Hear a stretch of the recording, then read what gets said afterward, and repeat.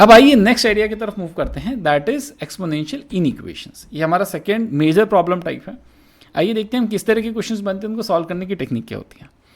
अब before we start anything I will tell you two very simple ideas. हमने दो graph देखे थे, देखिए ए इज ग्रेटर देन 1, जैसे 2⁻x हुआ, उस केस में हमने देखा था ग्राफ इंक्रीजिंग होता है।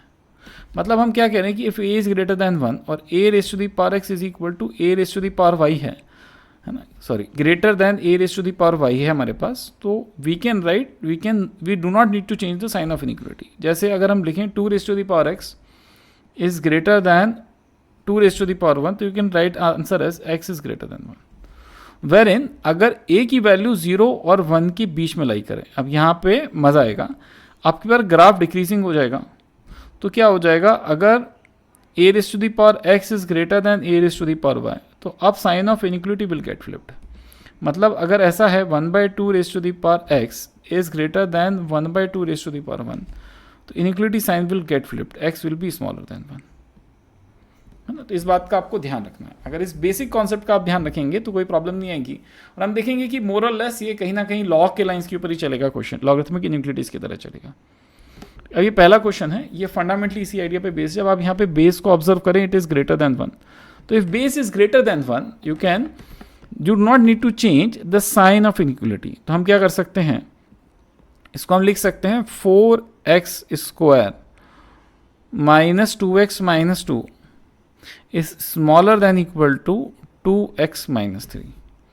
हमने इसको ऐसे लिख लिया, और सारी चीज़ों को अगर एक ही साइड ले आए तो आ गया, देखिए 4x² minus 4x plus 1 is smaller than equal to 0, है ना।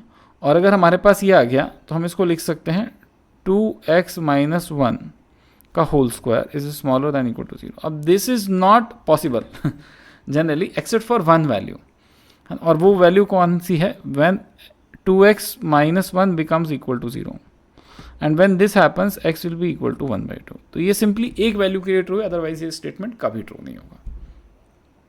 अब आइए इसी तरह के दूसरे क्वेश्चन पे चलते हैं। इस क्वेश्चन के अंदर क्या हो रहा है, you can see the same question, it is just that the base को हमने चेंज करके 0.1 लगा दिया। अब क्या होगा, तो अब क्या होगा, जैसे आप सेम तरह से इक्वेशन लिखेंगे 2x माइनस 2, लेकिन अब sign of inequality will get flipped, is greater than equal to 2x minus 3। तो ये जो फ्लिप है इसका आपको ध्यान रखना है। तो आंसर से सॉल्व करने का मेथड भी सेम है, क्योंकि now it is become a quadratic inequation, और क्वाड्रेटिक इनइक्वेशन हम कई बार सॉल्व कर चुके हैं। जिनको नहीं आता वो मेरा पुराना जाके वीडियोस देख सकते हैं, जिसमें मैंने क्वाड्रेटिक इनइक्वेशन सॉल्व करना सिखाया है, वेवी कर्व मेथड सिखाया है, बहुत इंपॉर्टेंट वीडियोस है, प्लीज़ जाके उन वीडियोस को भी देखिए। तो यहाँ से हमारा आंसर आ गया 2x माइनस 1 का whole square is greater than equal to 0। हम बोल सकते हैं कि दिस इज ऑलवेज ट्रू, है ना, क्योंकि अगर किसी इसका स्क्वायर निकाल रहे हैं तो मिनिमम वैल्यू कैन बी 0, और बाकी सारे केसेस के अंदर it will be positive only. तो हम बोल सकते हैं इस केस में हमारा answer becomes x belongs to real number. ठीक है, आगे चलते हैं। हमारे पास अब ये क्वेश्चन है, अब देख रहे हैं कि ये क्वेश्चन, अब हम कॉन्सेप्ट्स को मिक्स करना स्टार्ट कर दिया। तो जब हम बेसिक्स देख लिया, इसके बाद मिक्सिंग शुरू हो जाती है, हम बाकी चीज़ों से मिक्स आउट करेंगे। तो इस क्वेश्चन को देख के स्टूडेंट्स कई बार ब्लैंक हो जाते हैं कि अरे इसमें क्या ही करेंगे। ठीक है, तो अगर आप वो स्टूडेंट है तो थोड़ा सा पॉज करके दिमाग लगाइए क्वेश्चन कैसे होगा। इन द मीन टाइम मैं सॉल्व करता हूँ। तो देखिए इसको लिख सकते हैं x² इंटू 5⁻x, और उसको ब्रेक कर लेते हैं 5⁻2 इंटू 5⁻x। जब आपने ऑब्जर्व किया तो इसमें से 5⁻x कॉमन निकाल सकते हैं, तो ये बच गया x² minus 5² is smaller than 0। अब ये आंसर जैसे ही हमारे पास आ गया, तो आप ऑब्जर्व, और समझने वाली बात यह है इसके अंदर, इसके दो पार्ट्स हैं, एक है 5⁻x, दूसरा x² माइनस 5²। और 5⁻x we know lies between 0 to infinity, तो ये तो हमेशा ही पॉजिटिव हो गया, तो इसके लिए तो परेशान होने की जरूरत नहीं है। तो whatever sign will be there will be because of the next term. तो हम इसको सिंप्लीफाई करके लिख सकते हैं x² minus 5² is smaller than 0। इसका आंसर वेवी कर्व से बहुत इजीली आ सकता है, 1 root will become -5, another will become 5।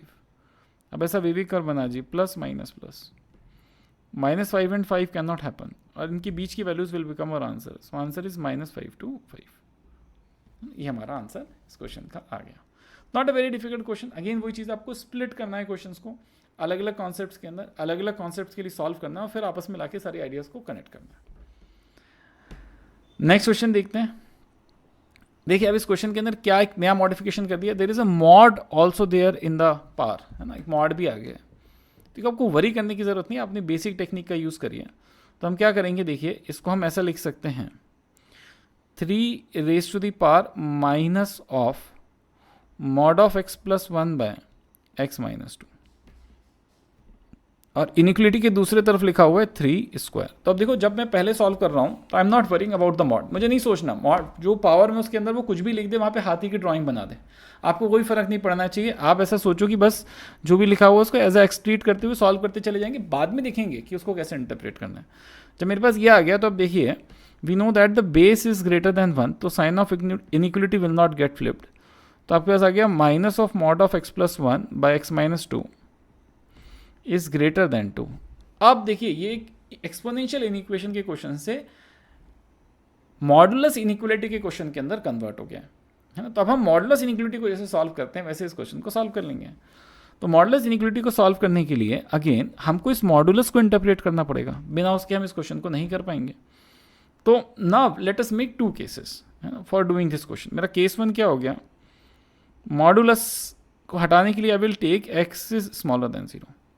जब मैंने इसको ऐसा लिया तो my modulus will open with a minus sign, so this became minus x plus 1 by x minus 2 is greater than 2 है ना। और इस चीज़ को मैं ऐसे लिख सकता हूँ easily, x minus 1 by x minus 2, इस 2 को जो राइट हैंड साइड में लेफ्ट हैंड साइड में ले जाते हैं।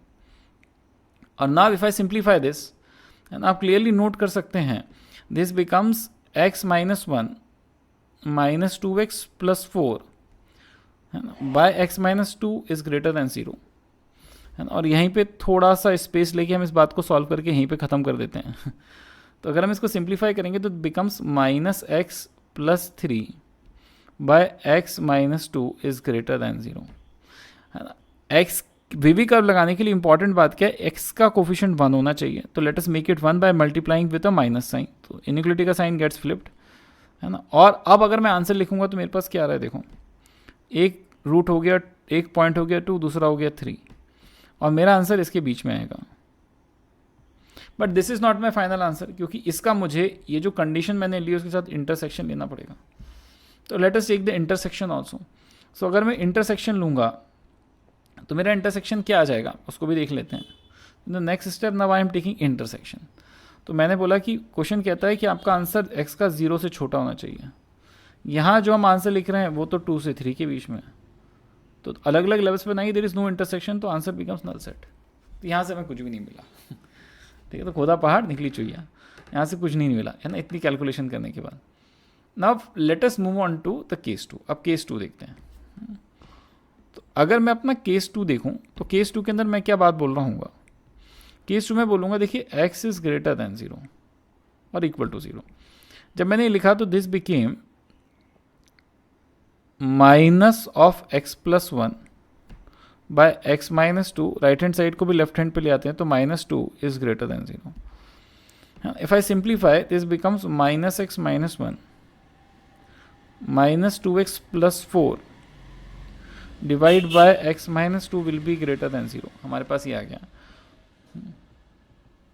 और इसको ही मैं सिंप्लीफाई करूंगा तो मुझको मिल जाएगा minus 3x plus 3 by x minus 2 is greater than 0. And if I try and solve this, and it is not a very difficult thing to solve, मैं दोनों तरफ माइनस 3 से डिवाइड कर देता हूँ, तो x minus 1 by x minus 2 is greater than 0, sorry smaller than 0,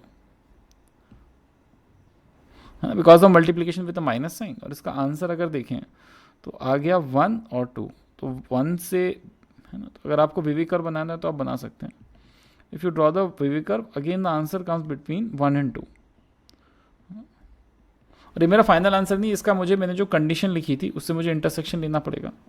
तो अगर मैं इंटरसेक्शन लूँ, ये 1 है ये 2 है, मेरा आंसर इसके बीच में आ रहा है और बोल रहा है 0 के बराबर या बड़ा होना चाहिए। तो if I take intersection I get values between 2 and 3 है ना, सॉरी 1 एंड 2। तो ये वाला जो पार्ट था उसका answer comes out between 1 and 2। 1 and 2 are both not included. जब मैंने इतना कर लिया तो दिस वॉज माई केस 2। अब मैं दोनों का यूनियन ले लेता हूँ।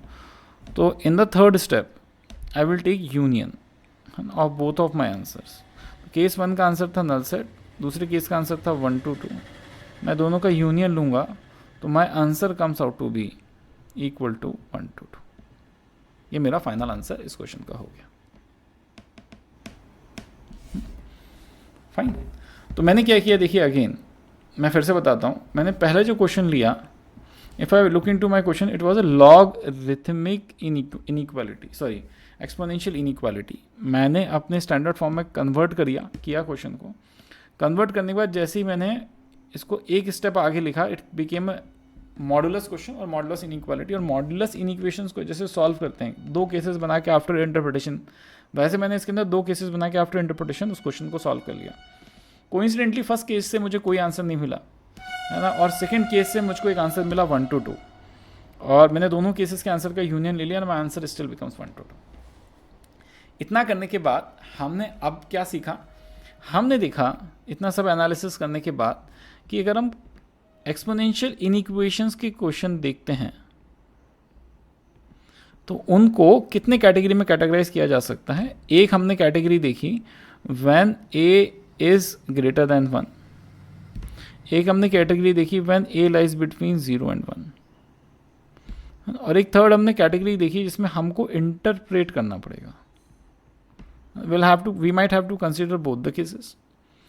और एक फोर्थ टाइप का क्वेश्चन हमने देखा विच आर मिक्स्ड कॉन्सेप्ट। मैं कोई और कॉन्सेप्ट को लाइक मॉडुलस को मिक्स कर लूँ, मैं क्वाड्रेटिक इक्वेशन को मिक्स कर लूँ, ये मिक्स कॉन्सेप्ट के क्वेश्चन हमारे पास आ गए। तो आप देखेंगे कि सारे question generally in 4 he categories में कैटेगराइज हो सकते हैं। फर्स्ट और सेकंड बहुत आसान है, थर्ड के अंदर आपको इंटरप्रेट करना पड़ता है, और फिर आपको 2 केसेस में रिड्यूस करके क्वेश्चन को सॉल्व करना पड़ता है जैसे हमने लॉग में किया था। और मिक्स कॉन्सेप्ट के क्वेश्चन के अंदर आपको कंपार्टमेंटलाइज करना पड़ता है, मतलब पहले हम एक इनइक्वेशन सॉल्व करेंगे, उससे दूसरी इनइक्वेशन सॉल्व जनरेट होगी, फिर उसे सॉल्व करके फिर आंसर आएगा, राइट। तो ये हमने इन डेप्थ एनालाइज किया एक्सपोनेंशियल इक्वेशंस एंड इनइक्वेशंस का। इसके बाद इस PDF के अंदर एक होमवर्क असाइंड है, इसके अंदर उस होमवर्क को आप खुद करने की कोशिश करिए, प्लीज़ कहीं से सॉल्यूशंस मत देखिए, नहीं तो आप कभी भी सीख नहीं पाएंगे, आपका खुद का सेंस ऑफ जजमेंट कभी नहीं डेवलप होगा, और पेपर में जब नया क्वेश्चन आएगा तो आपसे सॉल्व नहीं होगा। इसलिए बहुत इंपॉर्टेंट है कि इसको आप खुद करिए, आंसर्स दिए हुए हैं उनसे मैच करने की कोशिश करिए, जो भी कंटेंट रिक्वायर्ड है वो कंटेंट मैंने सारा आपको दे दिया है। इसके बाद आपको एक्सपोनेंशियल इक्वेशन और इनइक्वेशन पे कोई भी और वीडियो देखने की, बुक रेफर करने की ज़रूरत नहीं पड़नी चाहिए। This much content is sufficient. इसके बाद आपका खुद का एप्लीकेशन पावर है जो आपको डेवलप करना है। आई होप आपने वीडियो एंजॉय किया होगा। ऐसे ही और इंटरेस्टिंग कंटेंट के लिए इस चैनल को सब्सक्राइब करिए, अपने दोस्तों के साथ शेयर करिए और बेल आइकन को क्लिक करिए ताकि आपको notification as soon as possible जैसी वीडियो आता है मिल जाए। हम ऐसे ही वीडियोस फिजिक्स और केमिस्ट्री में भी बना रहे हैं, प्लीज़ जाके उन वीडियोस को भी देखिए, मैथ्स के बाकी टॉपिक्स के भी वीडियो को देखिए और अपने सारे दोस्तों को बताएं और काफ़ी इंजॉय करिए। जिस तरह का प्रॉब्लम ओरिएंटेड एनालिसिस आपको यहाँ मिल रहा है, आई डोंट थिंक कि किसी और चैनल पर आपको मिलेगा। तो इट इज़ हाईली रिकमेंडेबल कि ये प्रैग्बी की प्रॉब्लम टाइप्स ओरिएंटेड अप्रोच से आप सीखने की कोशिश करिए और मेरे 11 साल के एक्सपीरियंस का डेफिनेटली फ़ायदा लीजिए।